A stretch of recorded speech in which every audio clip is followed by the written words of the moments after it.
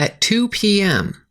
on July the 11th, 1910, Campbellton was a prosperous town of 6,000 people on New Brunswick's North Shore. Only 2 hours later, it would be completely destroyed in a massive inferno.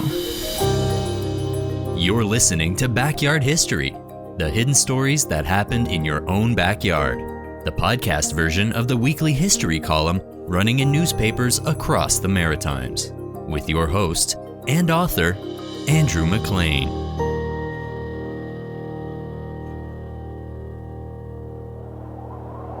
That Monday morning had dawned bright and clear, although it was unusually windy, in the wealthy town that called itself the Gateway of the North. It was another hot July day in an already dry month. It had not rained for more than a week. The town boasted 2 schools, had a large hospital, it had 14 mills, it had a large woodworking factory, 2 foundries, and a machine shop. It also had a progressive and effective city leadership that had invested heavily in public utilities, and so its citizens enjoyed indoor running water powered by a gravitational system flowing from the nearby hills, and it even had a steam-powered electricity plant. At 2:30 that fateful afternoon, the fire bells rang out. An ember from Richard's mill had caught a shed on fire. The fire department showed up quickly, as well as many concerned onlookers. After 40 minutes, the firefighters, with their single horse-drawn wagon, were getting the upper hand on the fire. However, a single cinder blew onto a nearby pile of wooden shingles which burst into flames. The burning shingles were blown by the severe winds onto nearby other buildings, igniting them on fire. For a second time that day, the fire bells rang out in Campbellton. The official report on the fire recounted that 5 major fires were now burning out of control. It said, the wind swirled the sparks far and wide over the doomed town. By that time, there was no stopping the flames, for fed by the high wind and fed by the flammable material on all sides, the fire reached alarming proportions. Campbellton's fire department valiantly tried to stop the flames, but because so many people were using water, the town's water pressure failed. Nearby Dalhousie dispatched all of its firemen and equipment to help try and put the fire out. Their generosity actually nearly resulted in a disaster there too when a cookhouse caught fire that afternoon. However, the fire was put out by citizens. The report continued. In every part of the town, red flames were bursting. Dense clouds of smoke rolled towards the sky and settled like a pall over the town. The roaring of the flames sounded like a low rumbling thunder, accented every now and then by the sharp crack of some explosion. By then the heat was intense. As the fire spread, it gained momentum. Smaller fires were merged into the larger until Campbellton was an immense, seething furnace. In a desperate last-ditch effort to stop the conflagration, the firemen tried to dynamite the fire.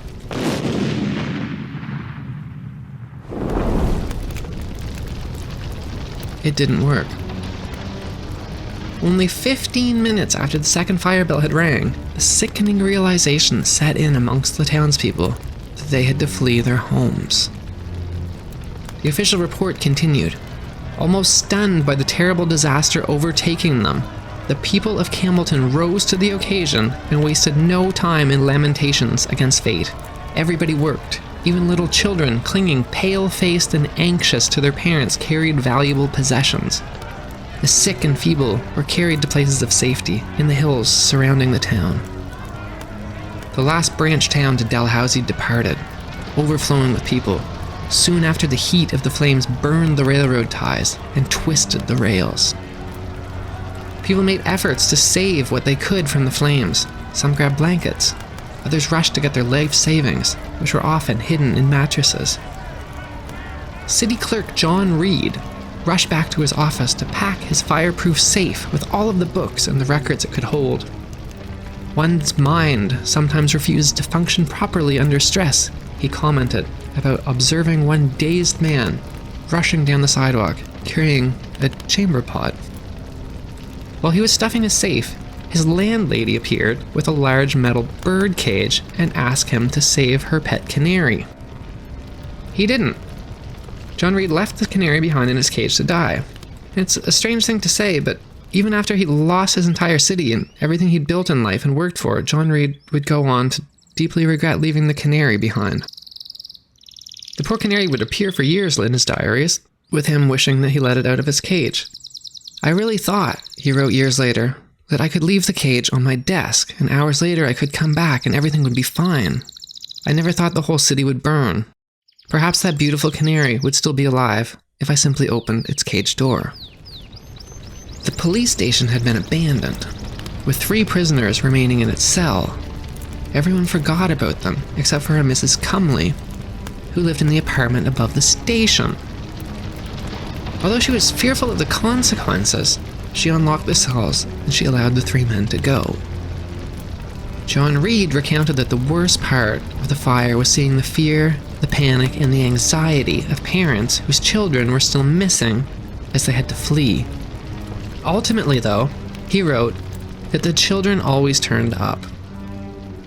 He recounted one father who he described as driven half-mad with fear, carrying his young children fleeing the flames. In the chaos, he forgot his 11-year-old daughter, who was sick and bedridden. A neighbor dropped the worldly possessions that he was trying to save to carry the young girl to safety. As the flames spread, Campbellton was cut in 2, with families separated by a wall of flames that trapped hundreds of people along the waterfront. Big steamships and little sailboats alike, struggling against the high winds, would take loads of people to the safety of nearby Tidehead and Matapedia.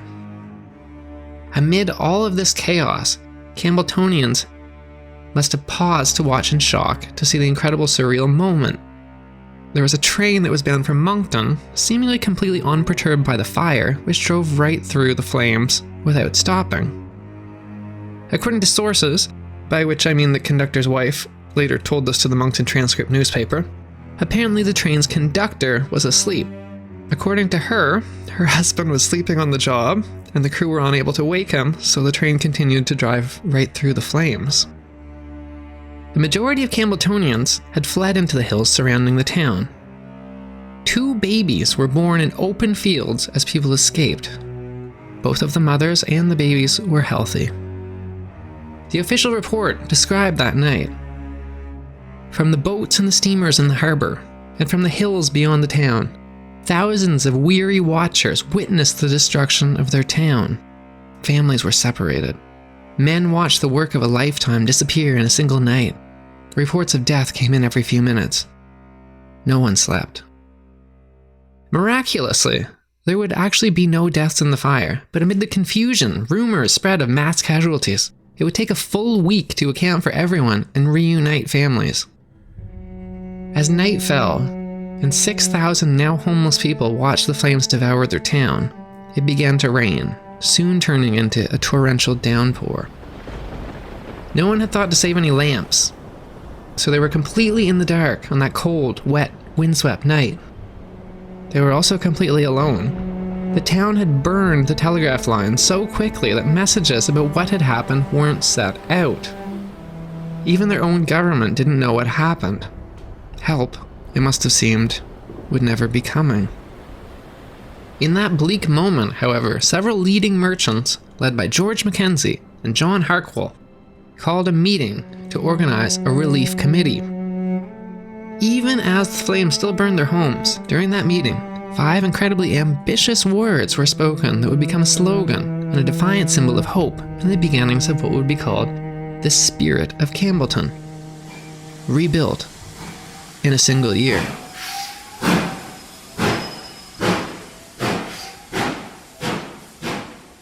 While the people of Campbellton must have felt completely alone and abandoned by the universe that night, the process of getting help had actually already begun.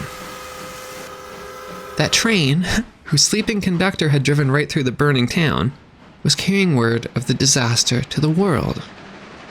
William Harding, conductor of ICR train number 39, had woken up, and he was racing towards Moncton. When he got there, he told the people of Moncton how the North Shore town of 6,000 people had been destroyed in 2 hours, saying, "The flames just seemed to roll over the whole town." Possibly before the provincial government had even learned about the fire, ordinary people in Moncton were already springing into action. 2,000 flyers were quickly printed and plastered all over Moncton, telling of the disaster and calling on its citizens to help. Moncton City Council immediately called an emergency meeting to mobilize the city's resources to send help. "Campbellton totally destroyed" was the Moncton Transcript newspaper's headline in a special issue printed, as the ruins of the New Brunswick town still smoldered. Ordinary Monktonians, without any kind of centralized instructions or any kind of organization, began showing up en masse, by thousands, at the train station with massive amounts of food, tents, bedding, goods, money, and medicines to go to Campbellton. Meanwhile, back in the hills surrounding Campbellton, the breaking of the dawn's light, when the scale of the destruction became clear, was consistently described as the worst moment of all. The official report into the fire described the scene. In the half-light of the early morning, the sky was dark and murky, with the air heavy with smoke. The wind veered round the north and was cold and biting, rendering the condition of homelessness even more miserable. 6,000 people with misery depicted in their faces gazed with gloomy eyes at the awful scene. City Clerk John Reid described it as the picture of desolation. Smoking ruins everywhere, here and there still burning, chimneys like specters still standing, and light and telephone wires curling in the heat lying on the streets, which were barely distinguishable. To make matters even more miserable, it was pouring rain. Mothers and fathers, John Reid continued, carrying in their arms children, sought to protect them from the downpour. People had tried to set mattresses, furniture, and dishes, and even rolled up carpets into piles in the middle of the roads, in the hope that their possessions might survive the flames, even if their homes were consumed. John Reid wrote, "The heat was so intense when that morning arrived that only pitiful piles of ash remained." At 8 a.m., however, the first rays of hope arrived. Word of the disaster had spread to the small neighboring towns, and people had been up all night preparing food and gathering clothes. As the Campbelltonians were at their darkest moments that dawn, wagons carrying aid from Bathurst, soon followed by boats arriving from Dalhousie, began to appear. The sheer scale of the destruction and the massive amounts of people would be far too much for the small nearby communities to provide for, however. Even as their shops and businesses still smoldered, the city's merchants made a defiant show of opening that next day. Meanwhile, the people of Moncton had spontaneously assembled so many donations that it filled up an entire train, which was dispatched to Campbellton. That train from Moncton, filled with donations from ordinary people, would arrive long before any kind of coordinated government response. When it arrived, it was met by hundreds of people who called it a godsend. J.S. McGee, a Moncton city clerk who accompanied the train, recounted, "A great many of these people had no food for 32 hours. The case was so urgent we simply handed food out of the train windows. There was no disorder, no panic, but little children slept last night in the open fields with little protection save the covering of the corner of a mother's apron." McGee soon learned that the people of Campbellton had already organized themselves into committees. They had been feverishly working to unite the separated families, to begin cleanup, to organize future transportation out of the ruins, and to distribute food when it became available. The Moncton donations included hundreds of tents, thousands of blankets, and enough materials to erect 4 rudimentary cookhouses, which were quickly distributed by the committees. When McGee entered a coal shed, one of only 4 buildings to survive the fire, he walked in on a woman giving birth.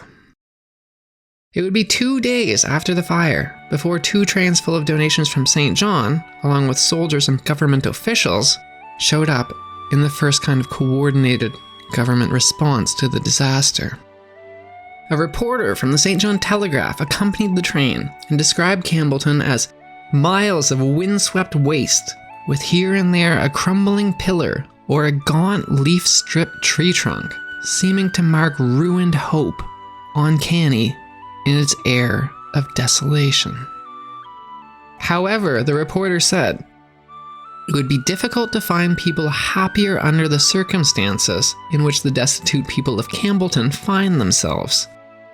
He was also concerned about the incessant heavy rains, and he warned about the risk of an outbreak of infectious disease.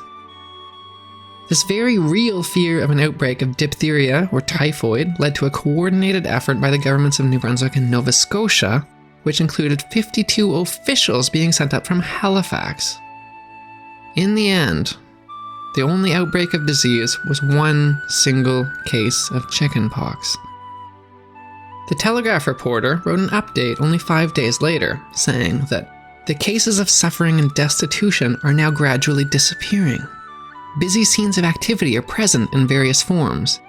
In the midst of a heavy downpour of rain, they continued their building operations, and in many cases, snatches of song accompany the blows of the hammers and the sounds of saws. 9 days later, that same reporter would return to publish an update, writing, "New buildings have been fairly pushed into the air, and in a short time will be accompanied by those fortunate enough to start life anew." Campbellton's shocking destruction and defiant resilience quickly became a cause célèbre. The Montreal Star would first coin the phrase, "the spirit of Campbellton." Internationally, photos of the destruction were widely published. Financial donations came from as far away as Germany and the Philippines.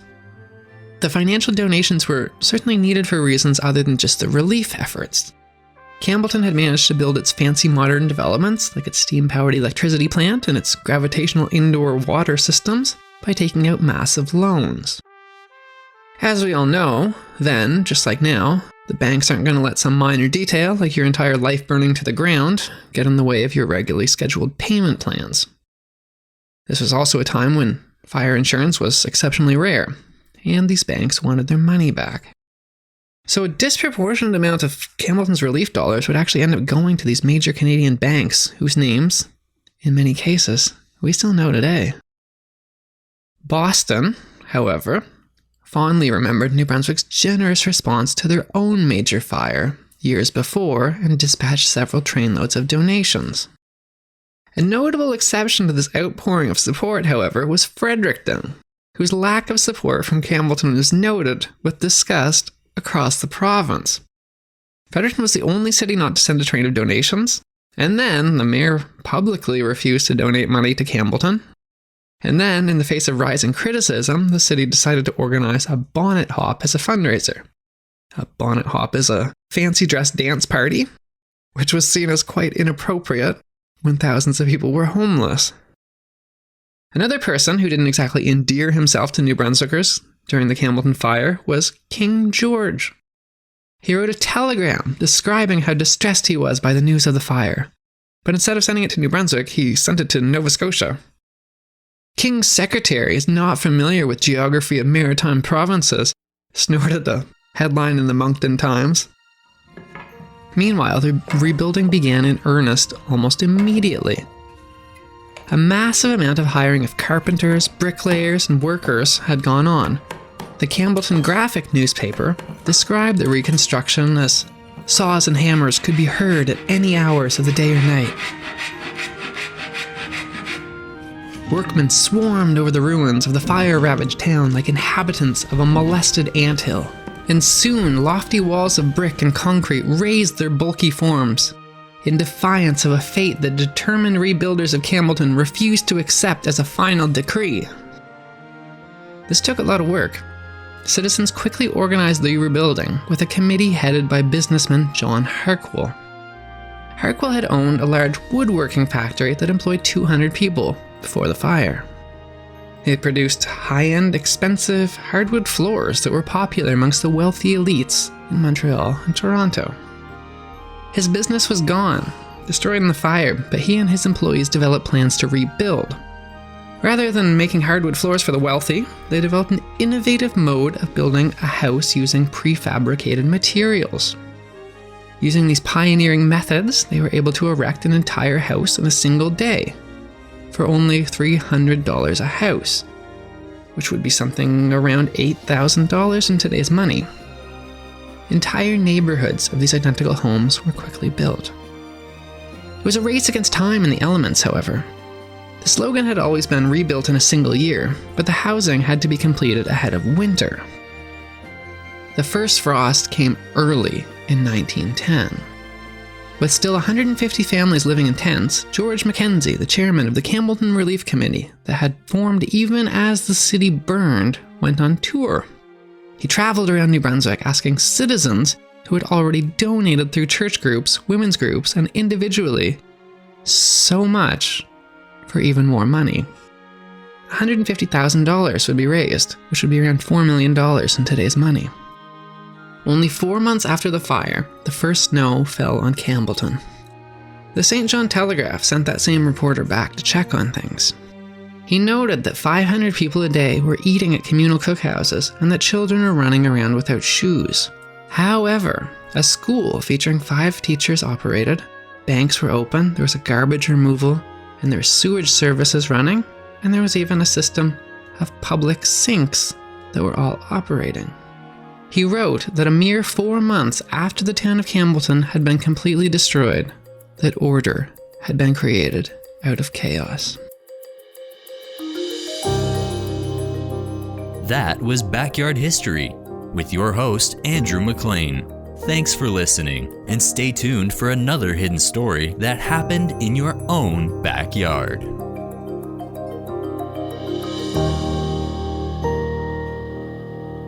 Produced by Jordan Lozier.